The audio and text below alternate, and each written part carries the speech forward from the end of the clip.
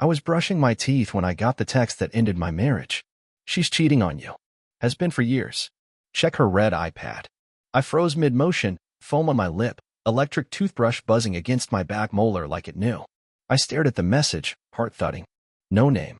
No number, just a random email address and a cold sentence that tore through me harder than any scream ever could. Linda, my wife of 15 years. The woman I gave everything to. Cheating? The timing made it worse. That very morning, I'd kissed her goodbye in the hallway. She smiled, adjusted my collar, and said, "Don't work too hard today." Like everything was normal. Like she didn't have a second life. I dried my hands, walked straight to our bedroom, and stared at the red iPad on our nightstand. I'd never looked through her things, not once in 15 years. That was our thing. Trust. Loyalty. Or maybe, my blind faith. I tapped the screen. It was unlocked. And then I saw it. A hidden folder in the Notes app titled Accounts. Inside, list of usernames, passwords, names I didn't recognize. Then messages. Screenshots. A calendar entry that said, "Gee, the usual room, 7 p.m. I felt physically sick. My knees went weak and I sat on the edge of the bed, screen glowing in my hands like it was taunting me. Videos. Photos. Selfies with a man I'd met once. Charming, polished, too confident for someone meeting a married woman at a charity dinner. His name? Greg? Or Gary? No, Gavin. I clicked on a video. There she was. Linda. In a hotel robe, sitting on the edge of a bed, whispering into the camera. He thinks I'm at a conference. He's so sweet. So predictable. Then she laughed. Like it was all a joke. Like I was the punchline. I sat there for hours. Time warped. At some point I noticed it was already noon. I hadn't gone to work. I hadn't moved. I just existed in silence. Betrayal has a sound, by the way. It's like a low-pitched ringing in your ears when your reality collapses. When Linda came home that night, I was back to normal. Or at least, I pretended to be. She kissed me on the cheek, made pasta, asked how my day was. I answered like a robot. I needed time. I needed to be smart, calm, cold. Because now, this wasn't a marriage. It was a game, and I was done playing fair. I didn't sleep that night. I stared at the ceiling, listening to Linda breathe beside me like nothing was wrong. Like we were just any other married couple. But I knew. And she didn't know I knew. That was my advantage. By sunrise, I had a plan. I copied everything from the red iPad onto an encrypted drive. Every chat, every file, every video.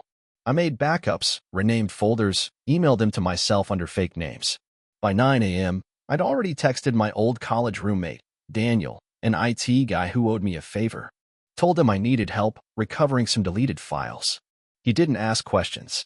By noon, I'd rewatched the video from the hotel 3 times. Not because I wanted to, but because I needed to understand who she really was when she thought I wasn't watching. That evening, I acted normal. We had dinner. I asked about her day. She smiled and said that client call was brutal. I swear, I need a weekend off. She was getting better at lying. But now, I was getting better at catching it. She went to bed early. Claimed she had a headache. I watched her from the hallway, pretending to be on my phone. 10 minutes later, she was smiling at the screen in the dark, probably texting him. Her thumb moved fast. Too fast for work emails. I stayed up and waited. Waited until I heard her snoring. Then I opened her laptop. No password. Chrome autofill was my best friend. Private Gmail. Messenger. Slack. Instagram DMs. A second Telegram account. All there. And that's when I found something I didn't expect. It wasn't just Gavin. There were others. Not recent. Not overlapping. But there were 3 distinct chains, all spanning different years. Each one stopped suddenly. Each one ended with her saying, "He's getting suspicious. I think he knows. Going cold for now." I froze. She'd done this before. This wasn't a one-time affair. This was a pattern. I wasn't just betrayed. I was one of a series. The next morning, I met Daniel in a diner and handed him the drive. He plugged it into his laptop right there, mid-eggs and toast. "Jesus, John, what am I looking at?" he asked, scrolling through the folders. "Just back it up. Twice. Encrypted. And don't open anything else." He nodded, suddenly serious. "Is this about Linda?" I said nothing. He looked at me for a long time. "You were always the good guy. Always the steady one. You don't deserve this." I didn't respond. I just kept sipping my coffee. Because in my head, I was replaying her voice again. "He's so predictable."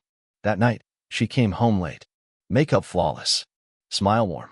She placed her bag down like everything was normal. And then she asked me a question she hadn't asked in months. Want to watch something together tonight? It hit me like a slap. Now she wanted to bond. Now, after everything. Or maybe she was just trying to cover her tracks. Trying to keep me comfortable while she lived her other life. I looked her straight in the eye and said, "Sure. Let's watch something." Eye-opening. She didn't catch the tone. She just smiled. But inside me, something had changed. This wasn't sadness anymore. This was controlled fire. The storm was coming, and she had no clue it had her name on it. The next morning, after Linda left for her meeting, I sat in the kitchen, phone in hand, staring at the contact list Daniel had pulled for me. There was one number that caught my eye. It was labeled G, personal. Gavin. Out of pure anger, I almost called him right then. Almost blew the whole thing up in a fit of rage. But something made me stop. Instinct. Instead, I Googled him. First his full name, then his workplace. And that's when I found something unexpected. Gavin was married. Married. With 2 kids. I stared at the screen. His LinkedIn profile showed a bright, polished family man, company vice president, values integrity and leadership, loving father, Minner. A complete fraud. Part of me wanted to smash something. Another part of me realized. This changed everything. I wasn't just fighting a battle in my own home anymore. Now there was another battlefield. Another soldier on my side, his wife. If she didn't know, she deserved to. And if she did know, well, I'd find that out too. I sat there, heart pounding, drafting a message I never thought I'd have to send. "Hi, my name is John Walker. I think we need to talk about Gavin and Linda." I hesitated, then attached one of the cleaner screenshots, one that was undeniable, but not explicit. My thumb hovered over the send button for a full minute. Then I tapped it. There was no going back now. Hours passed. No reply. I went through the motions, made dinner, helped my daughter with her homework, pretended to laugh at a sitcom we watched together, all while checking my phone every 5 minutes. Nothing. Finally, at 10:47 p.m., 3 words popped up. "Can we talk?" I typed back instantly. "Absolutely." She called me 2 minutes later. Her voice was tight, controlled. "Is this real?" she asked. I could hear her shaking, even though she was trying to stay calm.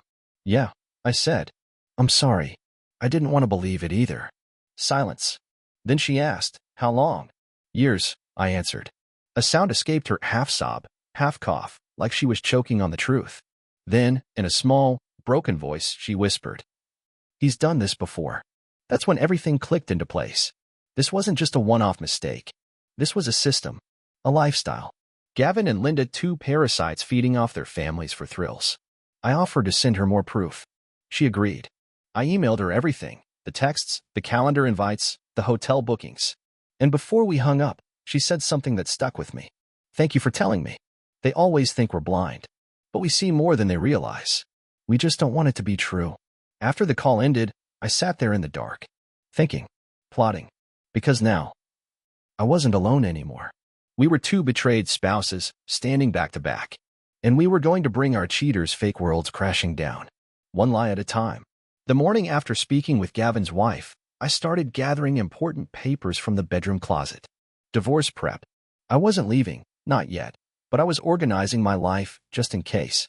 That's when I found it, a red moleskine notebook buried under a stack of scarves and winter clothes she hadn't worn in years. It had a small gold sticker inside the cover, private. "Don't read without permission, L." I opened it. At first, I thought it was a journal. Then I realized it was more than that. It was a personal audit of our relationship, year by year. Her first entry was from before we were married. "I don't know if I love him, but I trust him. He's stable. He'll never leave me, and that counts for something." She called me her safe option. I sat down on the bed, notebook in my lap, hands shaking. Another entry, a few months after our wedding. "Sometimes I wonder if I settled. But then I remind myself passion fades and comfort lasts." The next one, dated during our 2nd year of marriage, right after our first child was born. Still no spark. "But he's a great dad. Maybe this is all love is." Then came an entry that made my chest tighten. "The first time with someone else felt like waking up. I told myself it was a mistake, but I slept better than I had in years." She chronicled them. Names abbreviated. Dates logged. Some lasted weeks, others months. One was purely physical. Another she described as intoxicating, like what I imagined real love was supposed to feel like. But she always came back to me. Not emotionally. Just logistically. John's consistent. He doesn't suspect a thing. And I need the consistency to live this double life. The most recent entry was 6 weeks ago. Gavin is different. I don't feel guilty anymore. I feel free. I closed the notebook, sat there for a long time, then calmly stood up and locked it in my fireproof safe, along with the drive Daniel gave me. Proof wasn't just digital now. I had her words, her reasoning, her complete emotional betrayal written in her own hand. When Linda got home that night, I was in the kitchen doing dishes. She kissed me on the cheek like nothing had changed. "You're quiet," she said. "Just tired," I replied. She had no idea that in my head, I was already gone. It happened on a Thursday. She came home later than usual, wine on her breath, eyes a little too bright, like she'd just been laughing. She tossed her purse on the counter and smiled at me like she always did, like nothing had changed. That smile used to warm me. Now, it burned. "Long day?" I asked. She exhaled. "You have no idea." I nodded, dried my hands on a dish towel, then looked her straight in the eyes. "Sit down." She blinked. "Why?" "We need to talk." She hesitated for half a second before pulling out a stool. That half second told me everything, her brain searching for which version of herself to use. The victim? The professional? The wife? I slid a folder across the counter. Inside, printed screenshots, timestamped messages, hotel bookings. I didn't say anything. I just watched her open it. Her face didn't crumple. She didn't cry. She didn't even gasp. She just stared at the first page like it was a spreadsheet at work. When she finally looked up, her voice was steady. "How long have you known?" "Long enough to get this," I said, tapping the folder. "And long enough to find out Gavin has a wife. She knows now, too." A twitch in her jaw. That was the first crack. "So what?" she asked quietly. That was her defense. "So what?" "You lied to me for years," I said. "You had a second life. A third, maybe." "I read your notebook." Now she flinched. "Hard. You went through my private things? You lied to your husband. Cheated on your children's father. And you're worried about privacy?" She stood up suddenly, pushing the stool back. "You don't understand it. I understand more than you think. I understand that you never loved me the way I loved you. I was stability. A role. A background character in your movie." She looked away, her voice cracking now. "It wasn't like that." "Then tell me what it was, Linda." She shook her head. "At first it was stupid. A mistake. I didn't plan it. You planned hotel bookings. Secret accounts. Lying to your kids. That's not a mistake. That's a system." Silence. "How long?" I asked. She looked down. "With Gavin? Almost 4 years. And the others?" Her head jerked up. "What others?" "Don't lie. Not now." I read it all. The initials. The dates. The entries like, "He suspects nothing." Her face fell completely then. No more defenses. No more masks. "Why didn't you leave me?" I asked. She whispered, "Because you're safe. Because I knew you'd never hurt me." And I thought, maybe I could still be a good mother. A good wife. I laughed. Not from humor, from disgust. You can't be a good wife while being someone else's mistress. Her tears finally came, slow and silent.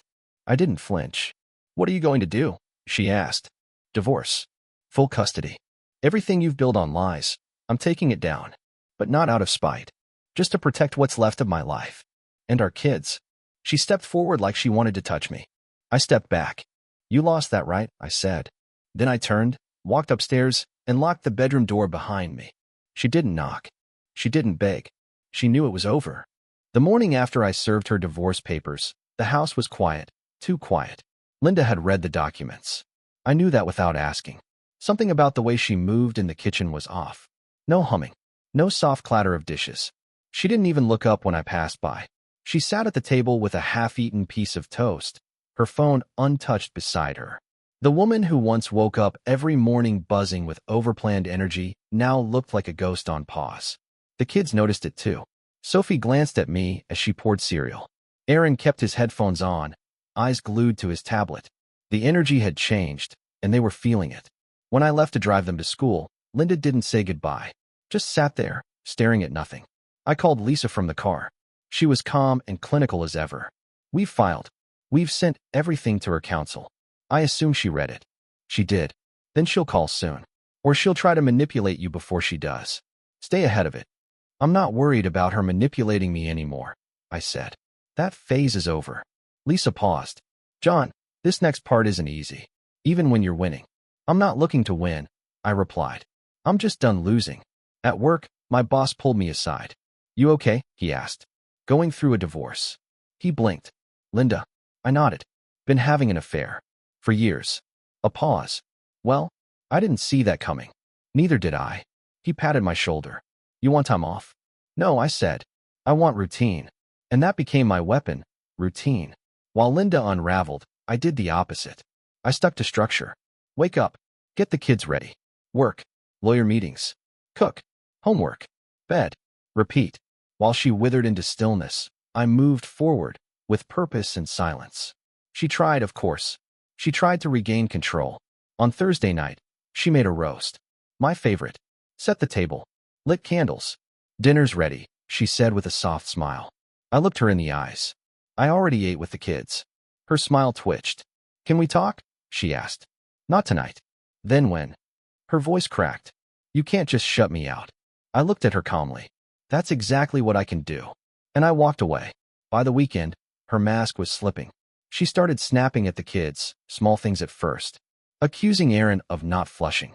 Telling Sophie to clean her room when it was already spotless. Micromanaging, nitpicking. Trying to assert power in the only place left, the children. It didn't go unnoticed. Saturday morning, Sophie pulled me aside in the garage. Dad, she said, is something wrong with Mom? I paused. Why do you ask? She's weird lately. Cold. Then nice. Then yelling. Then smiling. It's creepy. I crouched beside her. Your mom's going through something. But I'm here. Always. She nodded, then hugged me hard. I didn't say more. But I knew. The damage had reached them.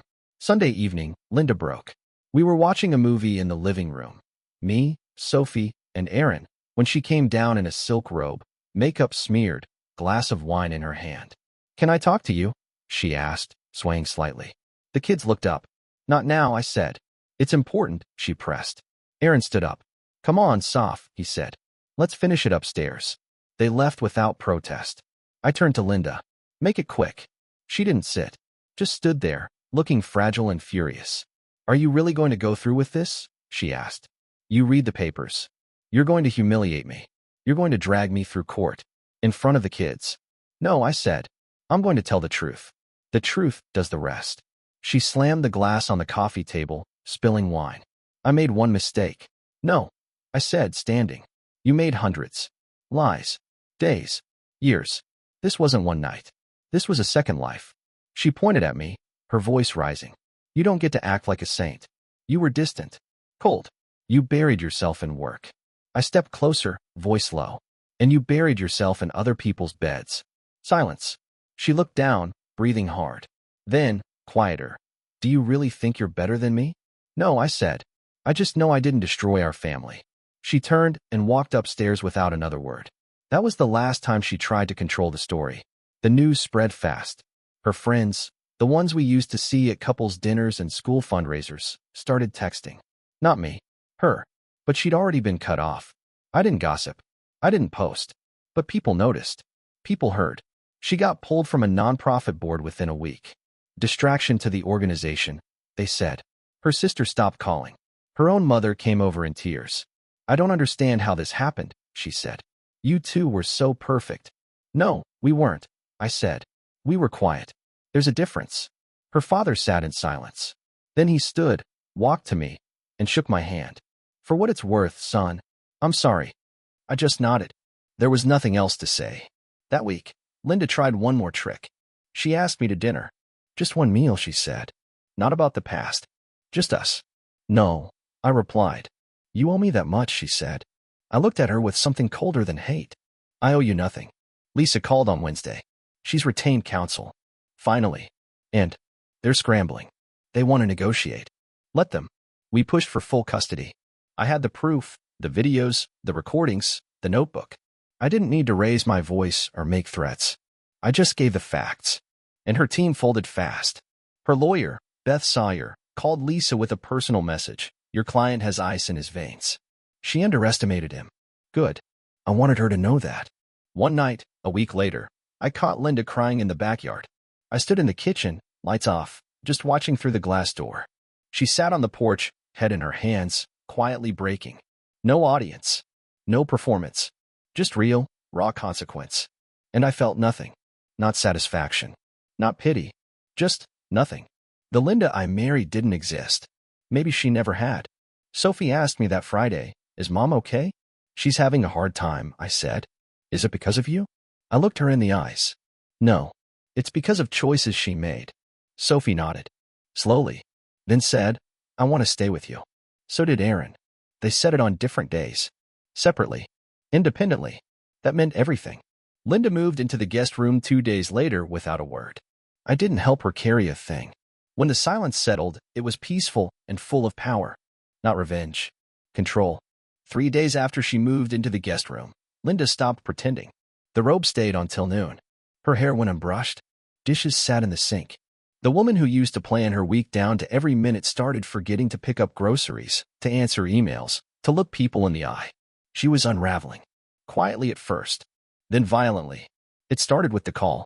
I was working from home. The kids were upstairs doing homework, and Linda was in the living room, scrolling. I could hear her phone buzz once, then again, then again. The same name popped up on her screen. Gavin, office. She didn't answer. 10 minutes later, she stormed out the front door, keys in hand. No word to me. Just slammed the door so hard it rattled the pictures on the wall. I didn't follow. An hour later, she came back, mascara streaked, eyes bloodshot, and jaw clenched like she'd bitten down on a live wire. She threw her purse across the room, kicked her heels into the corner, and stared at me like I was supposed to say something. I didn't. She stood there in silence for a full minute. Then, with barely restrained rage, he ended it. Said he needs to focus on saving his marriage. I just nodded. "You mad?" she asked. "No," I said. "I'm relieved. That man's finally making one good decision." She stormed upstairs without another word. The next day, she stayed in bed until noon. Then she got up and started blasting music from the guest room, our wedding playlist. I couldn't tell if it was guilt, nostalgia, or some attempt at manipulation. It didn't matter. Later that night, she tried wine again. 2 glasses turned into 4. She knocked over a lamp in the hallway, and I found her sitting on the floor, holding the broken bulb like it meant something. "John," she slurred, "how did we get here?" "You know exactly how." "I made a mistake."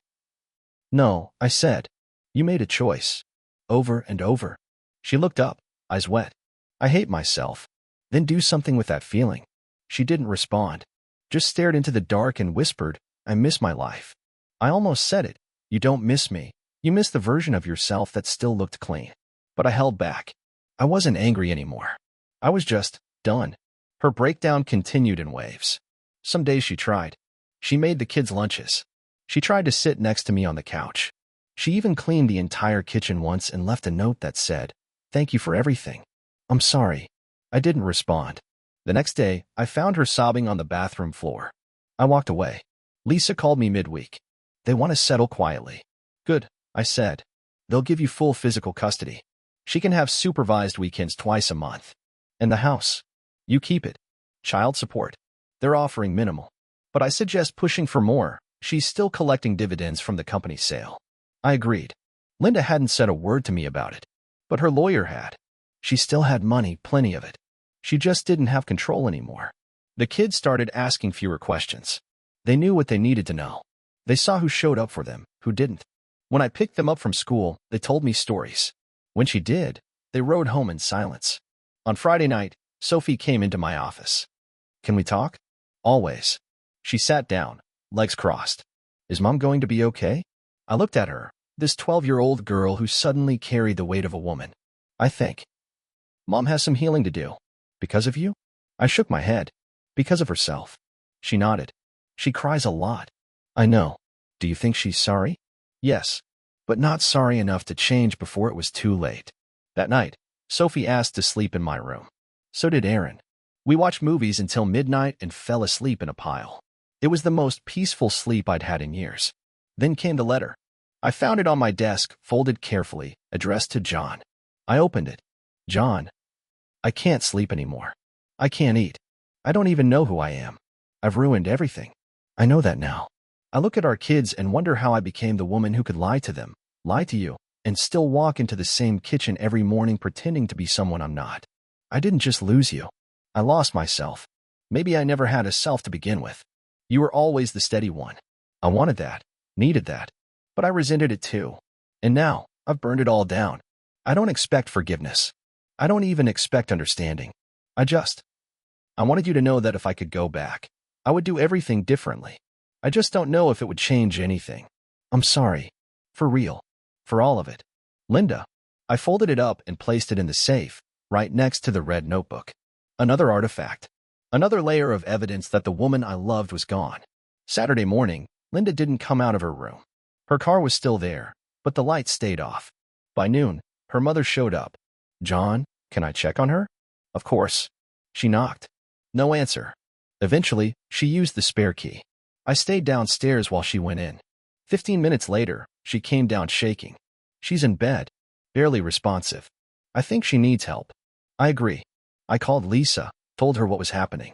She referred me to someone, a psychiatric professional who could assess her for voluntary care. I wasn't trying to destroy her.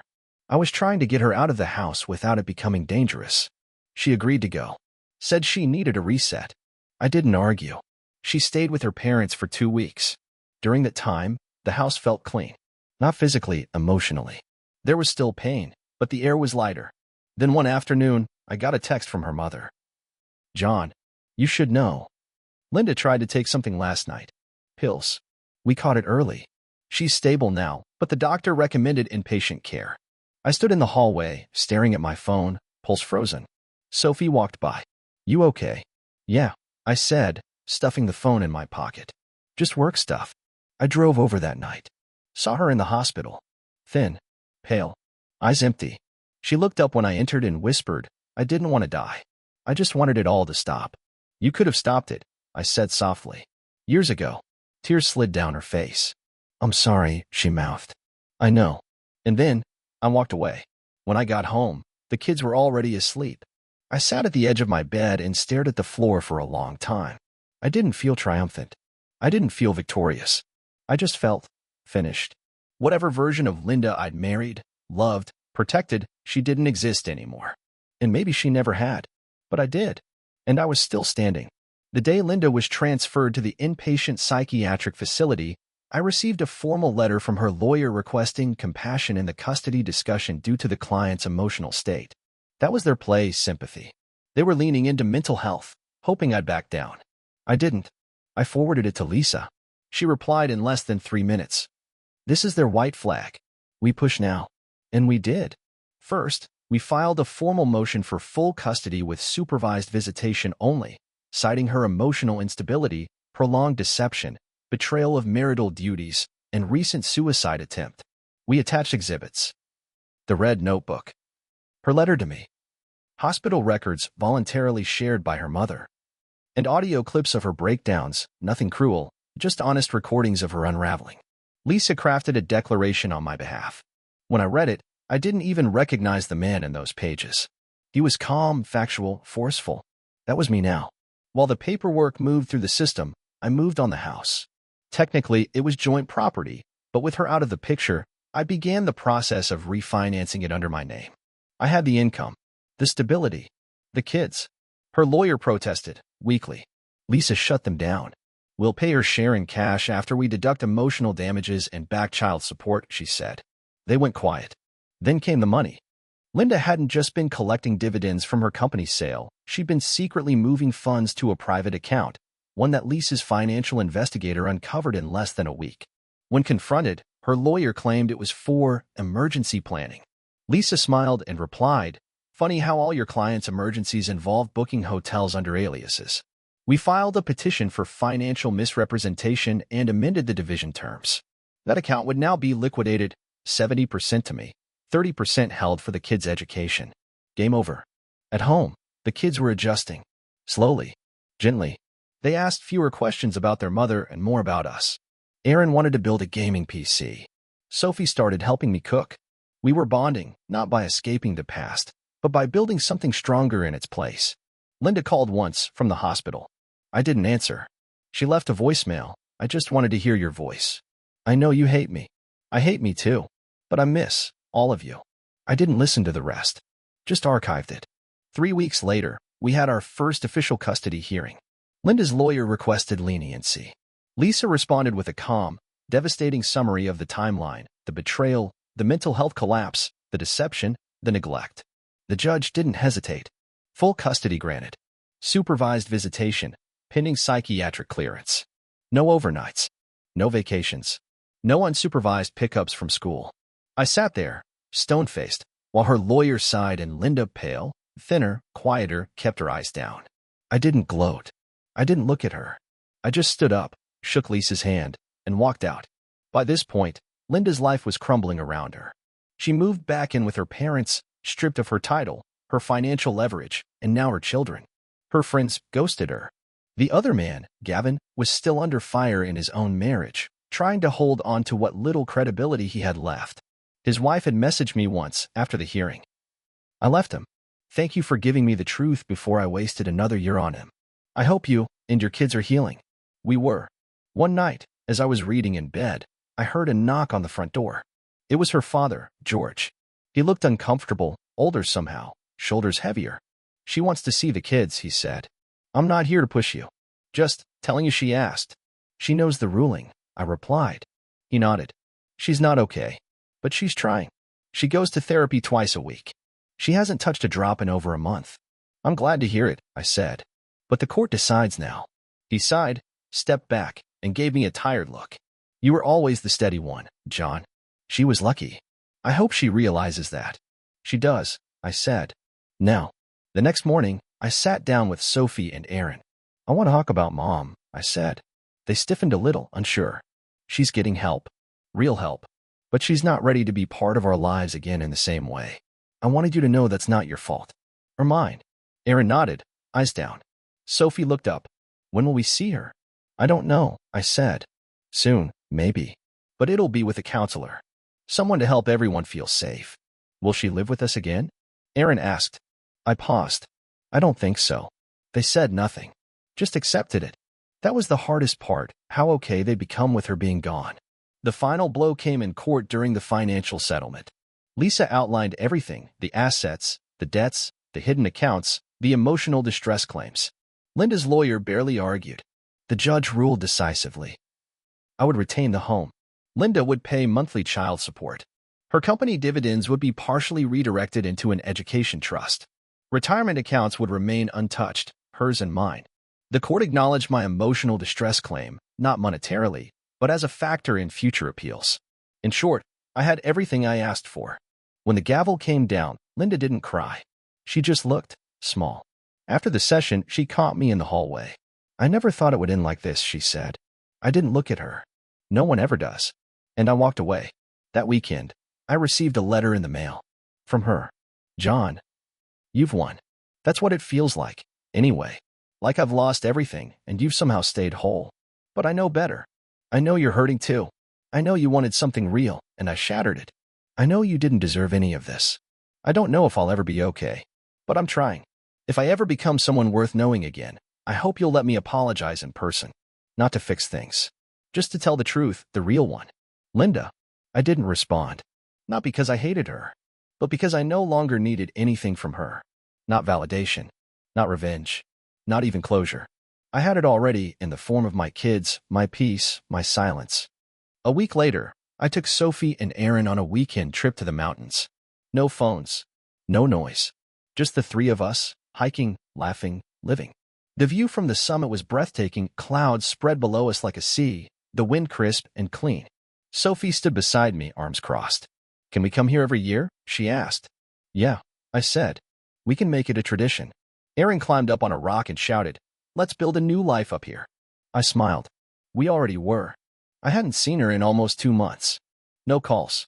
No emails. No drive-bys. Her parents handled all coordination for the supervised visits. Even those were short and structured. A counselor present. A timer running. The kids were polite, but distant. Like guests in a stranger's house. Linda was fading from their lives. And she knew it. One Thursday morning, Lisa forwarded me a message from Linda's lawyer. Client requests an informal conversation off record. She wishes to discuss possible reconciliation, co-parenting arrangements, and healing. I read it twice. Then once more, just to make sure I wasn't hallucinating. Reconciliation? After everything? I met Lisa that afternoon. Her advice was clear. You don't owe her a meeting. But if you agree to one, we do it on our turf. Here, with me present. Nothing off record. I agreed. Not because I wanted it, but because I needed to see, with my own eyes, how far she'd really fallen. She arrived 15 minutes early, dressed modestly, no makeup, a cardigan I hadn't seen in years, probably pulled from the back of her childhood closet. She looked like someone preparing for a funeral. Lisa and I waited. Let her sit in silence. Finally, she spoke. Thank you for agreeing to this. I nodded, said nothing. I've been working on myself. Therapy, medication, journaling. I'm not the same person I was. Lisa leaned forward. Let's get to it. What are you asking for? Linda swallowed. I'd like to see if there's a path forward. Not romantically. I know I've lost that. But something. Some version of our family. I looked at her. Hard. Steady. You want access to what you destroyed. She didn't answer. Lisa took over. If this is about legal revisions. It's not, Linda said quickly. I'm not contesting anything. I miss being part of their lives. You made yourself a visitor, I said. I know, she whispered. But they're my children too. No, I said calmly. They were your children. Until you made them optional. Silence filled the room. Then I stood up. Thank you for coming. We're done here. Her eyes welled. But I didn't wait for tears. I walked out. That weekend was Sophie's 13th birthday. We threw a backyard party, friends, family, balloons, the works. Linda's parents came. She didn't. Not invited. Not requested. But she came anyway.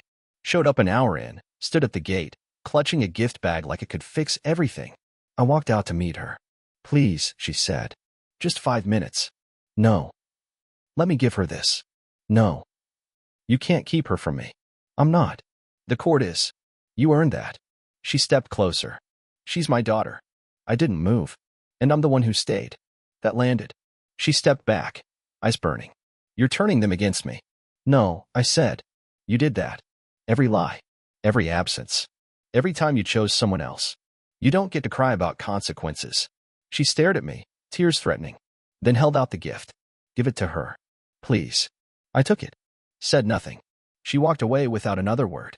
Sophie saw me holding it when I came back inside. Is that from her? Yes. I don't want it. I paused. Are you sure? I'm sure. So I put it in the garage. It stayed there. The next week, I got a letter from her lawyer. No threats. No appeals. Just a notice. Linda was leaving the state, moving in with her sister up north, seeking new treatment, new life, no forwarding address. She surrendered. Just like that. At first, I expected to feel triumph. I didn't. Just peace. Like the story had ended. 2 weeks later, Sophie found the gift bag in the garage. Is it still sealed? She asked. Yeah. She opened it. Inside, a photo album. Just her and Aaron. Baby pictures. Vacations. First steps. Christmas mornings. School plays.